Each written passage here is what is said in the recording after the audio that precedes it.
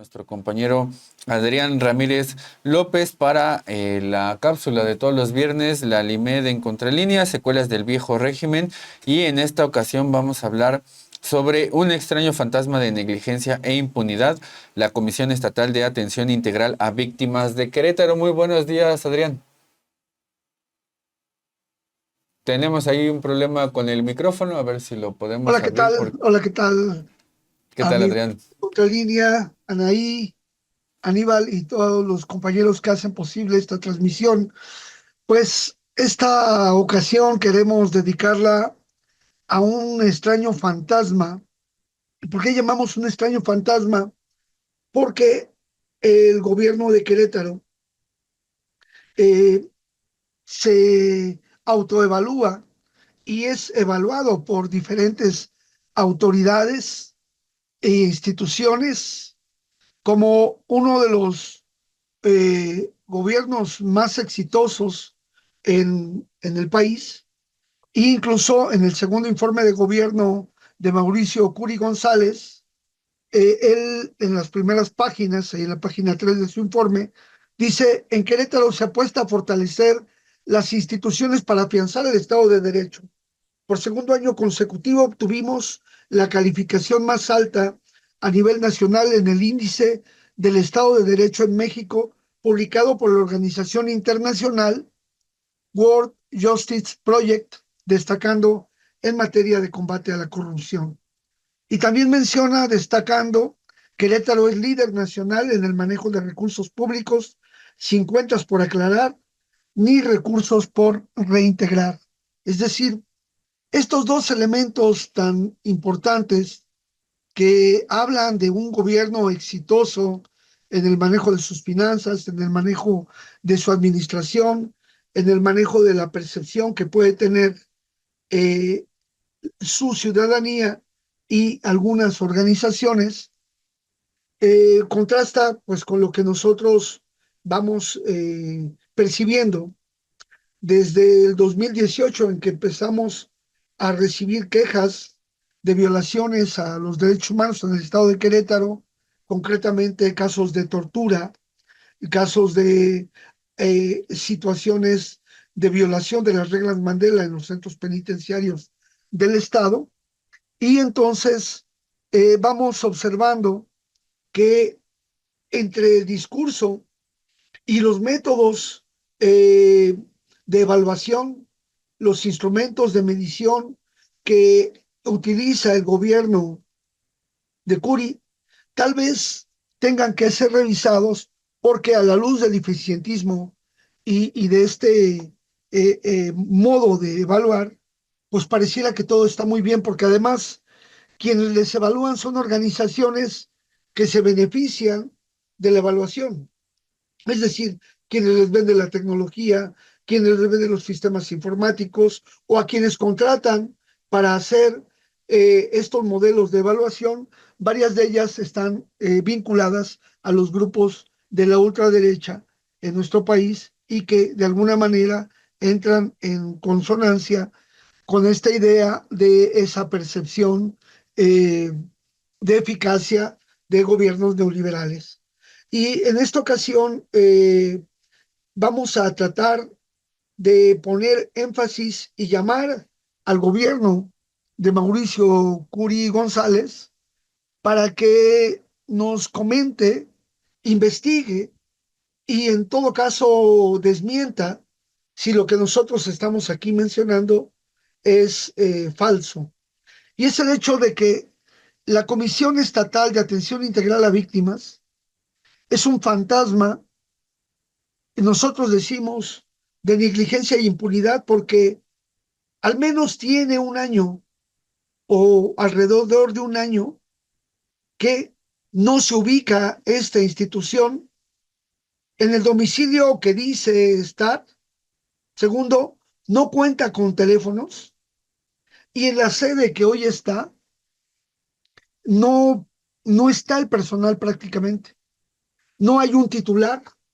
Si ustedes revisan la página de internet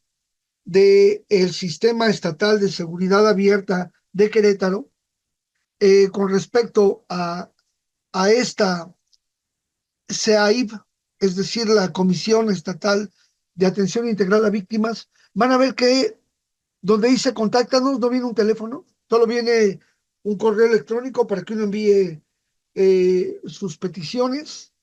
No hay una plantilla que digan quién es el titular, quiénes son los responsables de esta institución y sobre todo que no hay quien se haga responsable de los seguimientos a los casos de atención a víctimas en el Estado. No se sabe, al menos en el informe de gobierno, no se menciona absolutamente nada de la atención a víctimas del delito. No hay evaluación de cuántos casos han atendido, cuántas personas han recibido alguna reparación, cuáles son las acciones, cómo se puede acceder al fondo emergente que hay para que se les brinde las atenciones a las víctimas y contrasta también con otro ente de impunidad que hoy no lo vamos a tocar, pero simplemente lo vamos a mencionar, que es la Defensoría de Derechos Humanos del Estado de Querétaro, donde en el segundo informe de gobierno, Curi dice, no hemos recibido ninguna recomendación de parte de la Defensoría de Derechos Humanos. Es decir, me recuerda a que en alguna ocasión íbamos hacia la Huasteca en un vehículo y se prendió el sensor, el foquito del aceite del auto. eh, Quienes llevaban el auto ese día pararon inmediatamente, llamaron a un mecánico, el mecánico revisó, checó el aceite, todo estaba bien, no estaba caliente el motor, y entonces se metió debajo del motor y hizo algunas maniobras y le dijo, a ver, ¿ya se apagó el foquito? Y dijeron, sí, ya se apagó el foquito. El auto siguió caminando y a los 30 minutos se desvieló. Es decir, ¿qué pasó? Se apagó el sensor que estaba dando el reporte de que el aceite no estaba circulando. Efectivamente, el auto tenía aceite. Efectivamente, el auto no estaba en ese momento caliente porque se detuvieron de inmediato. Sin embargo, como se había roto la bomba que hace mover el aceite, pues se dañó el auto. Y es lo que está pasando en Querétaro. Los sensores que van a determinar la vigilancia de las violaciones a derechos humanos están apagadas porque hay impunidad, porque las víctimas no tienen acceso al fondo, porque no hay quien les atienda. Eh, Creo que sería como decir, es que si atendemos a las víctimas y les reparamos el daño, entonces ya no van a ser víctimas. ¿Y ahora qué hacemos? Pues el asunto es que no hay que victimizar a las personas, no hay que victimizar a las víctimas y hay que atender adecuadamente las peticiones. Este es el primer elemento. Quisiera ahí alguno de sus comentarios, Anaí, Aníbal. Así es, Adrián, pues es muy importante esta denuncia que pone sobre la mesa, porque al final del día este mecanismo, como tú bien lo señalabas, pues es una de las primeras, los primeros contactos que tienen las víctimas y que se supone que esto debería estar establecido, ¿no? Porque también, pues es un derecho de las personas y también algo que se me hacía interesante es esto que mencionas, ¿no? De cómo los evaluadores están vinculados con, pues, esta misma política. Recordar que Mauricio Curi es digamos, del partido político PAN y digamos que su estrategia en términos de cómo debería ir la seguridad y cómo debería de tratarse a las víctimas va muy de acuerdo a lo que ya pues mencionamos y más bien a lo que se presentaba en el viejo régimen o en estos regímenes panistas que justamente no privilegiaban el derecho humano. Entonces es muy importante esto que nos decías, pero también aquí me gustaría preguntarte, en este caso, este centro de atención a víctimas no está funcionando. ¿Qué está pasando con las personas que pues no tienen este acceso a esta instancia? Bueno, creo que es importante mencionar que eh, Estaba al frente como titular el licenciado Uriel Gómez Nava, a quien se le hicieron peticiones el año pasado, eh, y sin embargo, hoy ya él no está. Ha sido sustituido por el licenciado Arturo Colina Boites, a quien se le ha tratado de ubicar y no hay manera de localizarlo. No hay teléfonos en la institución. Cambió de domicilio, ya tenemos ubicado el nuevo domicilio, pero si ustedes revisan la página de internet, sigue manejando el domicilio que está al lado del centro penitenciario, del complejo penitenciario, allá de Querétaro, en San José del Alto. Eh, y los presos, sobre todo la comisión atiende a víctimas del delito y no solamente personas que están presas, pero en el caso de los presos están funcionando los asesores jurídicos que están dándole seguimiento a las carpetas de investigación donde hay personas que fueron, que han sido víctimas de violaciones a derechos humanos. Y en ese sentido, hemos estado insistiendo, sobre todo en el caso del señor Manuel Valenzuela Valdés, quien ya tiene derecho a la reparación integral de daños, que va a cumplir este año ya 23 años en prisión sin sentencia, porque se le repuso el procedimiento. Finalmente, la comisión, la Defensoría de Derechos Humanos del Estado, determinó que había violaciones a los derechos humanos de él, sobre todo dilación, falta de seguridad jurídica, etcétera, pero no entró al tema de la tortura. Y eso llama la atención porque la dejó de lado y no hay una recomendación. Emitió precisamente para evitar las recomendaciones un acuerdo de responsabilidad y es con la forma en que simulan una conclusión de un expediente sin llegar a una recomendación y es por eso que el gobierno de Curi puede decir, pues yo no tengo ninguna recomendación. Y lamentablemente esos acuerdos de conciliación, de responsabilidad, dicen haber sido cumplidos, pero no hay prueba que señale lo propio. En petición del carácter de víctima, la necesidad de la reparación de daños, hay que recordar que la reparación de daño establece una medida de restitución que debe de llevar a la persona al, al momento inmediato, a las condiciones que tenía antes de haber sufrido la violación a derechos humanos, en este caso la detención, tortura, retención arbitraria y otras violaciones al debido proceso de Manuel Valenzuela Valdés. Entonces, de las primeras medidas que habría que hacer es aplicando las nuevas normas nacionales e internacionales, se le debió haber dado una medida de libertad domiciliaria en tanto se le sentencia. Segundo, tiene derecho a la reparación de daño para él y para las víctimas. Y Manuel Valenzuela Valdés, como petición de reparación de daño, está pidiendo primero que se le dé un trabajo remunerado con prestaciones de ley para que pueda él mantenerse a sí mismo y mantener a su familia. Segundo,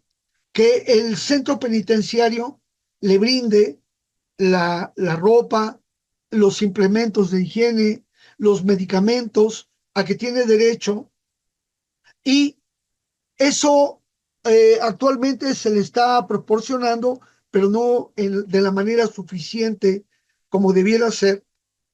pero tiene la obligación el centro de proporcionar. Ahora,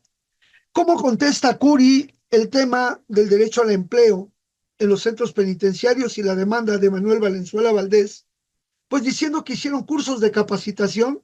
y que lograron que muchos de los presos tuvieran autoempleo. Es decir, ¿qué significa el autoempleo? Pues significa una carga adicional a los familiares, ya que los productos que genera el preso en prisión, primero, tiene que pagar más caros para poder ingresar los insumos para poder producir, y segundo, tiene después que comercializar esos productos y son difíciles de comercializar. Entonces, Piensa el gobierno de Querétaro que por haber promovido cursos, promover el autoempleo e incluso una página web donde se exhiben los productos y que le ha generado ganancias al propio sistema, pero no así que se traduzca en un beneficio claro y transparente para los presos, pues es la manera en que dicen garantizar. ¿Qué sucede? Pues Manuel Valenzuela sigue, como muchos otros, sin poder hacer frente a sus necesidades y en caso de que lo fueran a sentenciar eh, como culpable, tendría que enfrentar la reparación de daños que, como lo hemos visto en muchos casos, son recursos millonarios y que por los 23 años que él ha estado ahí y ante la incapacidad del centro penitenciario de proveer del trabajo digno y remunerado, entonces deberían de haber exonerarle de ese pago y el propio, la propia institución hacerse cargo de del pago de la reparación de daños a las víctimas, que eso es lo que debe haber de manera primordial e importante. Entonces, en ese informe, el gobierno de Curi dice que ha desarrollado cursos, talleres de industria en los centros penitenciarios para la ejecución del trabajo en las modalidades de autoempleo, actividades productivas realizadas a cuenta de terceros y actividades productivas no remuneradas para fines personas privadas de la libertad, así como 3.107 personas privadas de la libertad en capacitación para el desarrollo de una actividad productiva con diversos talleres. Eso no garantiza el derecho al trabajo, eso no garantiza al proyecto de vida por el daño que se le produce por 23 años de tenerlo en prisión. Y luego dice, con el impulso de la venta de las artesanías y objetos elaborados por las mujeres y personas privadas de la libertad a través de la Galería Talento y Libertad en el desarrollo de la página web, logrando una ganancia global de un poquito más de 500,000 pesos. También crearon una marca institucional denominada Talento en Libertad, registrada en el Instituto Mexicano de la Propiedad Intelectual, bajo el número de registro tal con una vigencia de 10 años. Es decir, no se aprecia de qué manera se traduce en recursos directos a los internos para poder ellos hacer frente ante las necesidades. El otro punto que se le solicitaba al asesor jurídico, que es el licenciado Edgar Daniel Guerra Cobos, este licenciado se le pidió por parte de Manuel Valenzuela desde el año pasado, a principios, por ahí del mes de abril, de que se registrara como víctimas indirectas a su esposa, la señora Jacqueline Castillo, y sus 3 hijos como víctimas indirectas y se les diera los apoyos emergentes ante eso. El día de ayer la señora Jacqueline Castillo se presentó por una vez más, después de haber presentado promociones por escrito en el mes de abril y el 14 de agosto del 2024 por escrito, donde le dijeron que le iban a dar una respuesta en 15 días. Y el día de ayer, este licenciado licenciado Edgar Daniel Guerra Cobos, le dice que no tenía por qué darle información a ella, que no tenía por qué informarle cuándo le habían dado el carácter de víctima, ni el número de registro de su esposo, ni tampoco si ya le habían aceptado como víctima indirecta, ni mucho menos había dicho nada en relación a lo que es la tramitación de la reparación integral de daños y tampoco a los apoyos emergentes a los que tienen derecho, sobre todo cuando uno está en una situación tan tan difícil como la que está viviendo el señor Manuel Valenzuela y su familia. Entonces, ¿qué es lo que significa aquí? Estos actos de simulación donde no hay quien revise la actuación, no hay quien regule cómo se van integrando esas carpetas, cuándo se va a reparar el daño, no hay una ruta para buscar el mecanismo de reparación y lamentablemente incluso la propia institución queda dentro de, según la página de internet, queda dentro del Sistema Estatal de Seguridad Abierta de Querétaro, pero quien otorga el registro de, como víctima es la Fiscalía de Justicia del Estado, quien de alguna manera es la parte que ha violentado los derechos de una persona privada de su libertad, como el caso de este Manuel Valenzuela, víctima de tortura, y que la Fiscalía de manera sistemática ha negado investigar la tortura y ha dicho aceptar esa, ese, ese acuerdo de responsabilidad de diciembre del año 2022 que emitió la Defensoría de Derechos Humanos del Estado de Querétaro. Por eso le pedimos aquí al gobierno de, de Curi que por favor, de cara a, a esa transparencia que dice, de cara a ese cuidado de los recursos, honre lo que ha establecido en su segundo informe, investigue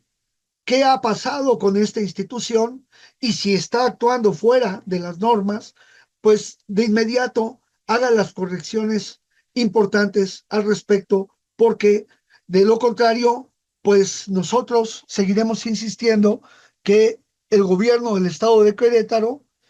es impune,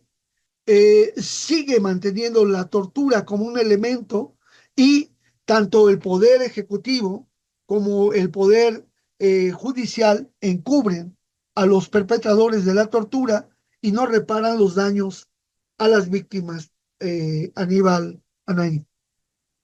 Pues sin duda una más de este poder judicial y también en el caso de Querétaro, esto que nos estás comentando y también denunciando, es bastante grave que tengan este tipo de situación en la experiencia en la cárcel. Estaba acordándome hace un momento de un libro de Pilar Calveiro donde hablaba sobre la experiencia concentracionaria de las personas en situación de cárcel como si fuera una experiencia similar a lo que se experimentó en la Segunda Guerra Mundial con la experiencia judía, porque se le violan sistemáticamente los derechos humanos, porque además también tienen esta situación de el trabajo no pagado y que se benefician otro tipo de personajes, como es este caso que nos mencionas de Querétaro. Y pues bueno, es imposible que este tipo de condiciones sigan operando así en el país. E importante esta denuncia que nos haces, Adrián. Te agradecemos por esta cápsula del Alimed y esperamos seguir contando contigo en los futuros viernes y sobre todo también con este tipo de temas que son relevantes, darlos a conocer y para que la población sepa también las condiciones de la población en situación de cárcel y que se le violan sistemáticamente sus derechos humanos. Pues Aníbal Anaí, muchas gracias. No me resta sino también pronunciarnos respecto a la situación que se vive todavía ya en Palestina, la situación tan terrible, y también este asunto que ya ha estado tocando de manera muy importante Contralínea, y es el hecho de los grupos que organizó el propio Estados Unidos, la DEA, la CIA, estos grupos delincuenciales que hoy pretenden catalogarlos como terroristas, pero la responsabilidad de su armamento, equipamiento, conducción, logística y todo viene desde Estados Unidos y esperemos que los diálogos bilaterales con el gobierno de México se logre también esta situación soberana de nuestro país y que dentro de la colaboración tratemos de evitar estos acuerdos de colaboración en capacitación por parte de gobiernos que promueven la tortura, que violentan los derechos humanos, que promueven el terrorismo y que traten de venir a calificar o a capacitar al personal de nuestras Fuerzas Armadas o del sistema policíaco, porque eso también es una preocupación grave y lamentablemente el Senado de la República no tiene la capacidad suficiente para poder vigilar cómo se lleva a cabo estos proyectos de cooperación. Sabe de ellos, pero no sabe cómo se ejecutan y entonces mantengamos esta alerta porque el neocolonialismo también está dado por cómo se forma la mentalidad y la actuar de, en este caso, nuestras Fuerzas Armadas y policíacas. Pues muchas gracias, un buen fin de semana y vaya para ustedes un fuerte abrazo a todos.